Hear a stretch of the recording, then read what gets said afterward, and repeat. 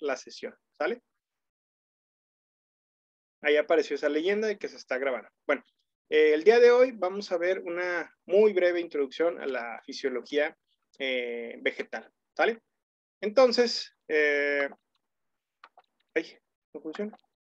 Les pido por favor que no olviden esta imagen. Luego les voy a decir porque es importante e interesante, ¿no? Bueno, entonces, esto que tenemos aquí es parte de nuestra introducción, ¿no? Primero, pues vamos a definir qué es la fisiología vegetal.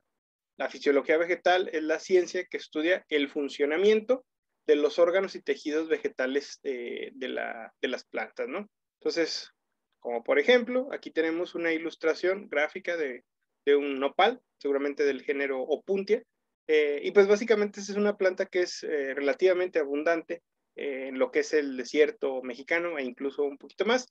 Tiene unas adaptaciones fisiológicas que le permiten vivir y desarrollarse bajo condiciones adversas, las condiciones ambientales que tenemos en el desierto, ¿no? Ahora bien, esta es una definición pues muy cortita. Si la queremos desglosar para saber exactamente qué es lo que estudia la fisiología vegetal, podríamos decir que estudia, dependiendo del autor, 4 o 5 grandes tópicos en general, ¿no? A mí me gusta esta de 4 tópicos. La fisiología vegetal, para su humilde servidor y algunos autores, pues es una ciencia que estudia los procesos de desarrollo y el comportamiento de las plantas, ¿no? En la antigüedad se sospechaba que el comportamiento, vamos a decirlo de alguna manera, era una especie de característica exclusiva de los animales. Cada vez más son los investigadores que reconocen que las plantas sí tienen un comportamiento, ¿no? A estos comportamientos, que también pueden ser encontrados en la literatura como respuestas o cambios ante las condiciones ambientales, se les conoce como tropismos, ¿no? Hay tropismos positivos, hay tropismos negativos, y se clasifican en función del tópico ambiental que afecta a la planta, ¿no? ¿Qué otra cosita estudia la fisiología vegetal? Bueno, la fisiología vegetal examina los mecanismos internos para los procesos de síntesis y generación de energía y biomasa, también conocido como la fotosíntesis, ¿no? Yo diría que la fotosíntesis es el fenómeno o de los fenómenos más estudiados dentro de la fisiología vegetal, ¿no? Como ustedes sabrán, las plantas son los únicos seres vivos del planeta que pueden aprovechar la energía lumínica, la energía del sol, para incorporarla a sus procesos metabólicos, ¿no? Las microalgas, pues también son plantas. Existen algunas bacterias que hacen un proceso similar, pero no son plantas, ¿sale? También la fisiología vegetal analiza las interacciones de plantas con otros organismos influyentes en su desarrollo, ¿no? Como el fenómeno de la sincronía. ¿Cuál es este fenómeno? Bueno, se ha descubierto hace algunos años que en un bosque donde hay varias especies de árboles y una de estas es atacada por una plaga, esta planta de alguna manera empieza a emitir señales químicas, hormonas volátiles, para notificar, para avisar a otros árboles que está siendo atacado y que hay una posible infección en el bosque. Y de esta manera, al estar avisados, pues el sistema inmune de las plantas empieza a funcionar, empiezan a segregar compuestos que permiten la inhibición de la plaga o la ataca. Entonces, a este fenómeno de interacción social entre los árboles se le conoce como sincronía. Por otra parte, y finalmente, la fisiología vegetal analiza la manera en que las plantas se ven afectadas, para bien o para mal, de los factores del medio ambiente, ¿no? Como por ejemplo, ¿qué consecuencias puede tener el estrés hídrico en una planta, ¿no? Normalmente cuando hablamos de estrés hídrico, pues vemos el top número 1, pues hay clorosis, marchitez, etcétera, etcétera, ¿no? Sin embargo, cuando el estrés hídrico es controlado, ayuda mucho a la producción de frutos, ¿no? Haciendo frutos pues un poquito más grandes, de mejor calidad, de mejor sabor y en general con mejores propiedades organolépticas, ¿no? Entonces, cuando veamos la palabra estrés, no necesariamente pues es mala, ¿no? Entonces, estas son las 4 grandes áreas que podemos decir que estudia la fisiología vegetal. Repito, procesos de desarrollo y comportamiento, mecanismos internos para la síntesis y generación de energía, que es de la fotosíntesis, las interacciones de las plantas con otros organismos y cómo es que los factores medioambientales afectan a las plantas, ¿no? Entonces, vamos a ver algunos ejemplos, ¿no? Bueno, la fisiología vegetal ya dijimos que estudia la respuesta de las plantas a los estímulos, ¿no? Aquí hay algunos ejemplos conocidos como tropismos. Ya habíamos dicho previamente en la diapositiva anterior que los tropismos reciben el nombre normalmente en latín del factor que es el que afecta a la planta, ¿no? Entonces, en el caso del fototropismo, fotos, en un vocablo grecolatino, pues es luz, ¿no? Entonces, el fototropismo es la respuesta de las plantas a la luz.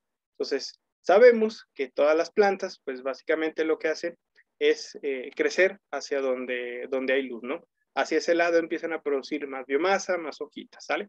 Entonces, es una razón porque es una razón de las cuales incluso las plantas rastreras pues echan sus hojitas para arriba, o sea, no las entierran, o sea, no se tratan de esconder de la luz, ¿no? Sabemos también, porque seguramente alguien lo va a preguntar, que hay las llamadas plantas de sombra o de media luz, que son las que tenemos a veces adentro de la casa, de la casa, perdón. No las ponemos directamente a la luz solar, pero no es porque se alimenten de la oscuridad, sino que necesitan pues una menor intensidad de luz, ¿no? El otro tropismo que tenemos es el geotropismo, es un estímulo que se da hacia la gravedad. Sabemos que, y esto es un fenómeno que incluso lo estudia hasta la NASA y es parte de las características que tienen las plantas que no nos han permitido colonizar otros planetas incluso. ¿Y por qué lo digo así? Bueno, el geotropismo es el estímulo a la gravedad que tienen las plantas. Todas las plantas empiezan a echar raíces en función, pues vamos a decirlo, de su peso, de su biomasa, cómo es jalada hacia abajo por efecto de la gravedad, ¿no? ¿Y por qué les decía que esto lo estudia incluso la NASA?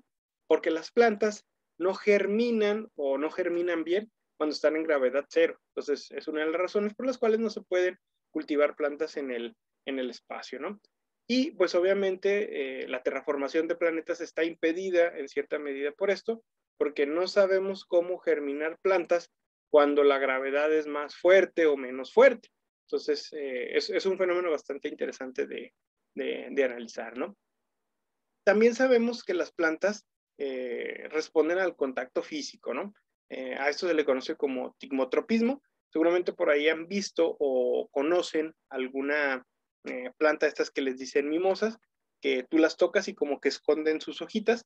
Eso es el tigmotropismo, ¿no? Y finalmente el hidrotropismo, es decir, las raíces de alguna manera tienen un mecanismo de sensado y se dirigen hacia donde hay pues humedad, ¿no? A eso se le conoce como hidrotropismo, ¿no? Ahí, ¿dónde está eso?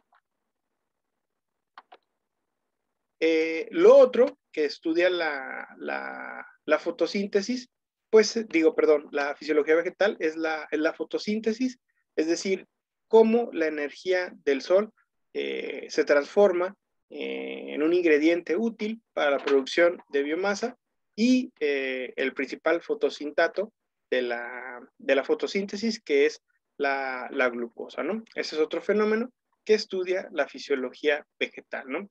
Algo que normalmente no hacemos consciente y que es pues bastante interesante desde el punto de vista del cuidado del medio ambiente es que las plantas pues básicamente toman uno de nuestros desechos que es el dióxido de carbono. Hasta donde sabemos todos los animales básicamente lo que hacemos es básicamente lo que hacemos es producto de nuestra respiración expeler dióxido de carbono y este dióxido de carbono, este desecho, lo absorben las plantas y en cambio nos dan oxígeno. Entonces, gracias a esa conversión, pues tenemos el aire que nosotros respiramos, ¿no? Sabemos que sin plantas, pues no habría vida en este planeta. Normalmente le achacamos la cantidad de oxígeno que hay en este mundo a las plantas superiores, pero desde hace algún tiempo se sabe que no solamente son los bosques y las selvas lo que producen este oxígeno, sino también las algas que están en el mar, ¿no? Y pues dado que 3/4 partes de nuestro planeta, que si bien pensamos no debería llamarse tierra, sino más bien agua, 3/4 partes de superficie están cubiertas por agua, donde viven algas que producen pues el oxígeno, ¿no? Entonces, ese es un fenómeno que vamos a analizar posteriormente, ¿no? El otro fenómeno que estudia la fisiología vegetal es esto de la sincronía, ¿no?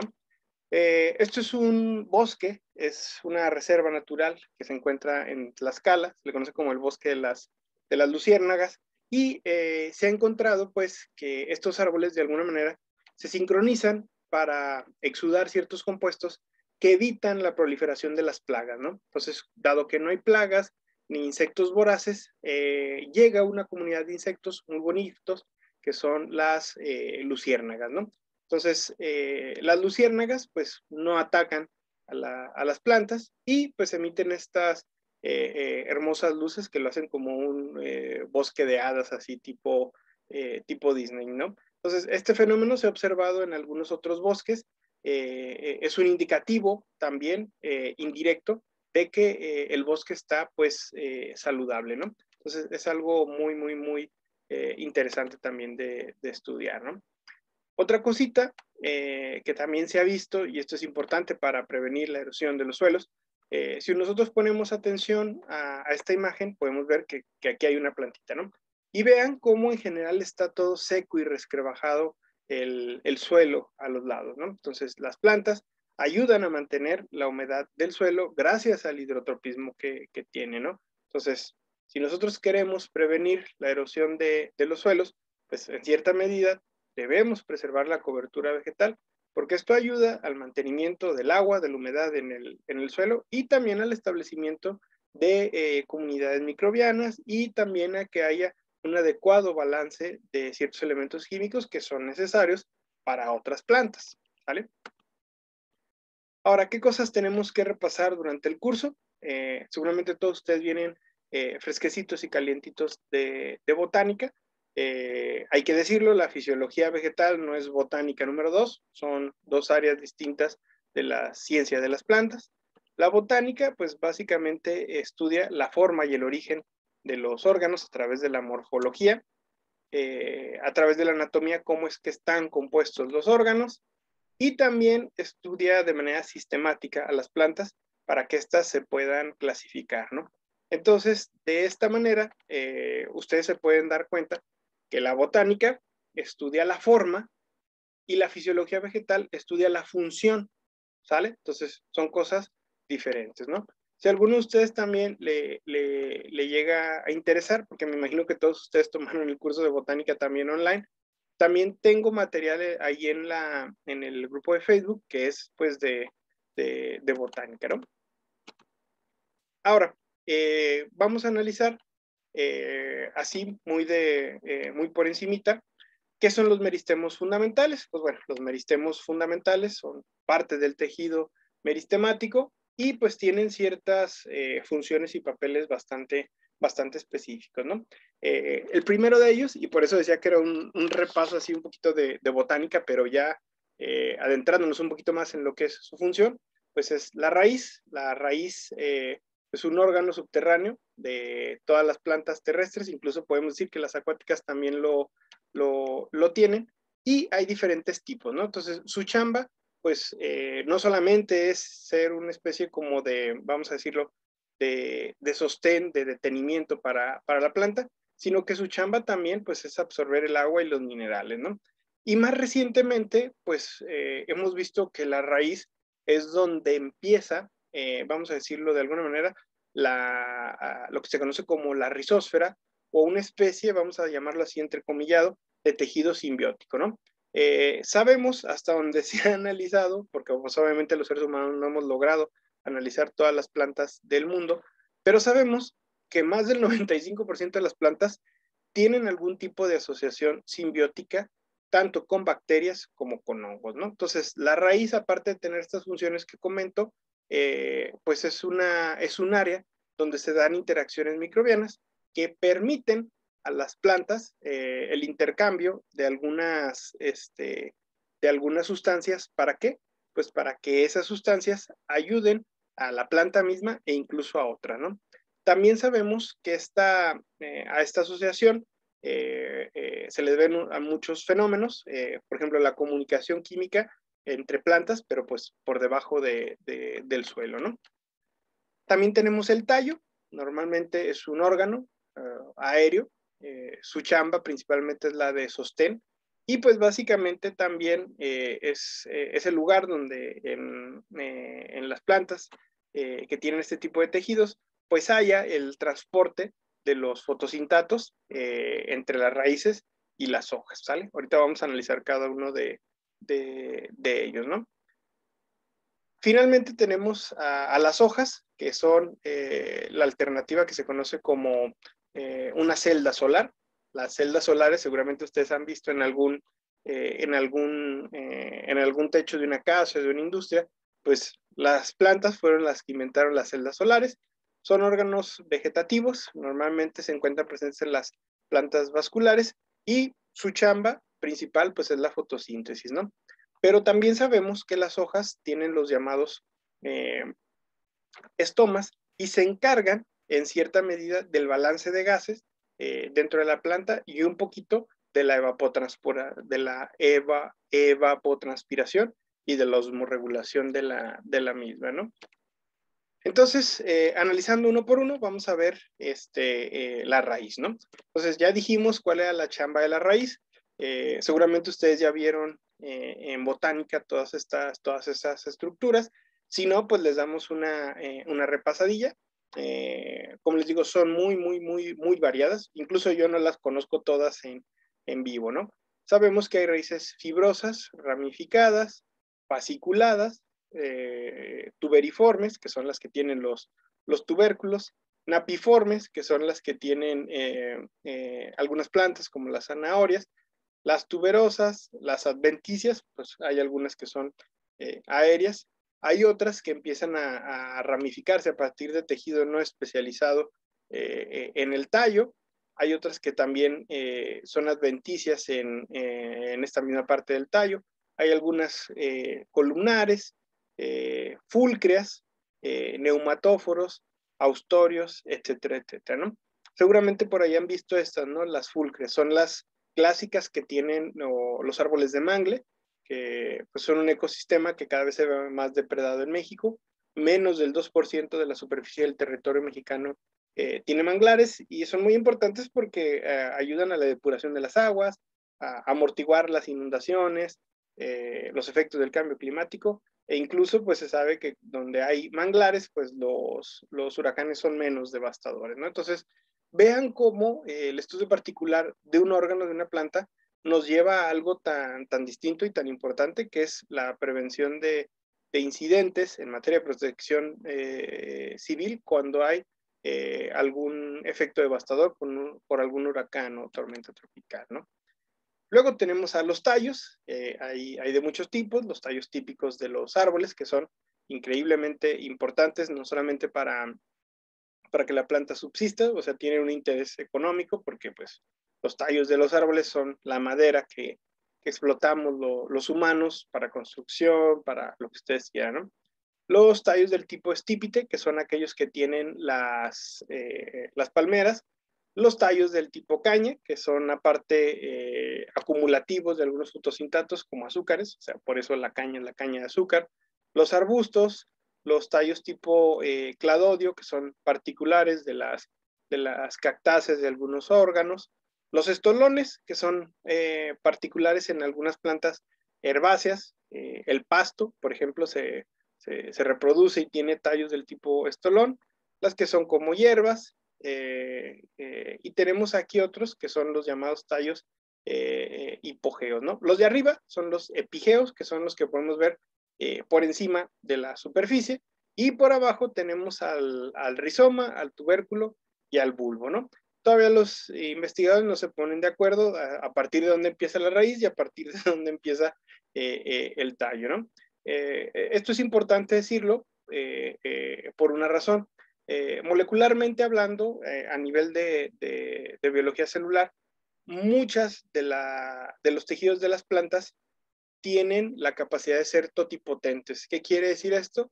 Que una célula de tallo, ante ciertos estímulos o ante ciertas condiciones, puede llegar a transformarse en una célula de raíz. Entonces, seguramente por ahí han oído hablar de cómo se hace el cultivo de tejidos, y pues es gracias a esta propiedad que tienen las plantas, de que sus tejidos en algún momento dado se pueden llegar a indiferenciar y a dar origen a diferentes partes de la planta, ¿no? Entonces, la línea entre lo que es raíz, tallo y hoja a veces no está muy bien definida, porque la planta, pues si le conviene, pues absorbe nutrientes por el tallo o a veces por la hoja, etcétera, etcétera, ¿no? Ahora, el último órgano de los meristemos, de los meristemos principales, pues es la tabla periódica, son las hojas, ¿no? Y aquí tenemos un esquema que a mí me gusta mucho, que es la tabla periódica foliar, con la cual tortura a los estudiantes en la materia botánica, pero aquí no lo vamos a hacer. No digo que se las tengan que aprender todas, pero pues guarden esta imagen para ver cuántas de este tipo de formas de hojas han ustedes visto en su vida, ¿no? Las hojas son pues increíblemente variadas, no, realmente yo creo que no nos alcanza la vida para conocerlas todas y ver cuántas de estos tipos hay, ¿no? Entonces hay muchísimas, muchísimas, muchísimas, ¿no? Yo creo que de las más comunes que logramos ver nosotros, pues son las obtusas y las ovadas, son las más comunes, pero por ejemplo, yo jamás he visto una hoja así completamente redonda, que son las de tipo urbicular. Aquí tenemos otro ejemplo, las lineales, que son como las que presentan el género eucaliptos, etcétera, etcétera, ¿no? Entonces, ahí está una chamba para ver cuántas de estas han visto ustedes en su vida, ¿no? Y seguramente se van a descubrir pues nuevos tipos de formas de hojas, ¿no?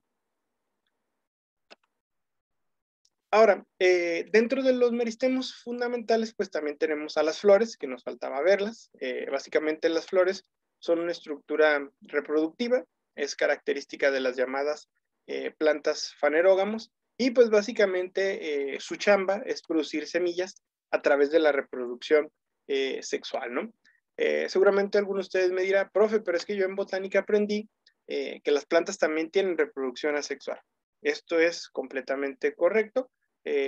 Muchas de las plantas fanerógamas tienen simultáneamente ambos tipos de reproducción, dependiendo de las condiciones medioambientales o de su ciclo de vida, lo cual se conoce como la alternancia de generaciones, ¿no? Entonces, las flores, normalmente una vez que han cumplido con su chamba, que es la reproducción sexual, empiezan a producir algo que se conoce como el fruto. El fruto, histológicamente hablando, anatómicamente conociéndolo, pues es un ovario fecundado, ¿no? Entonces, los frutos, pues son exclusivos de las plantas con flor, ¿no? Y aquí tenemos un esquema típico de una flor, únicamente para recordarlo. Tenemos la parte masculina, que se le conoce como el estambre, que está constituido de una antera y un filamento, que es donde se produce el polen, perdón. Y acá tenemos a la parte femenina, que también es conocida como el carpelo. Aquí tenemos el estigma, que es por donde va a entrar el polen, el estilo, que es por donde va a dar, va a tener que circular hasta llegar al ovario, ¿no? Y el ovario, una vez que es pues fecundado, es donde se forma el feto vegetal, por decirlo de alguna manera, que nosotros conocemos como el fruto, ¿no? Normalmente, ambas estructuras están fijadas a algo que se conoce como el receptáculo, que es la base de la flor, ¿no? Y aquí hay que hacer una distinción. Normalmente las partes que son verdecitas no son hojas como tal, sí hacen fotosíntesis y todo, pero se les conoce como sépalos, ¿no? Y las que ya tienen una coloración pues más elegante, y ahorita vamos a ver por qué esta coloración es tan importante, se les conoce como pétalos.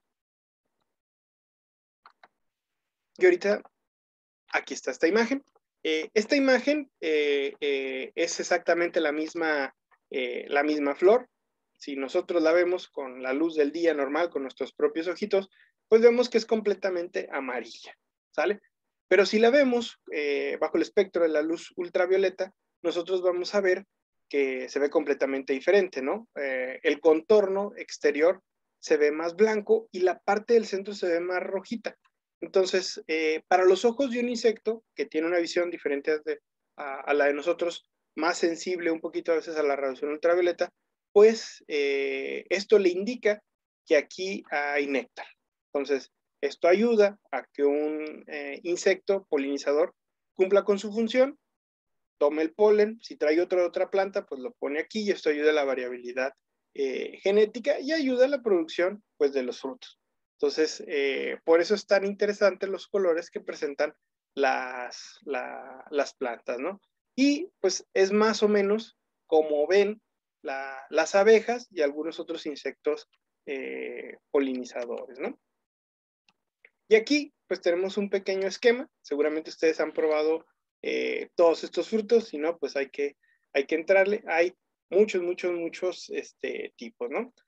Aquí tenemos en la parte de arriba algunos ejemplos de legumbres, son todos estos aquellos que vienen como en vaina, el término técnico es que vienen como una valva, no sé no sé si han visto una clase de zoología, que existen estos animales marinos que se les conoce como las conchas o las almejas, pues son los llamados bivalvos, porque pues tienen tiene una valva aquí y otra valva de este lado, más o menos asemejan a este tipo ¿cómo decirlo? De frutos, ¿no? Y bueno, nos queda un minutito, se nos va a acabar la sesión. Próximamente vamos a ver el resto de los frutos y a ver pues qué partes interesantes tienen estos mismos, ¿no? Bueno, no sé si tengan alguna duda o pregunta que ustedes quieran hacerme o algo.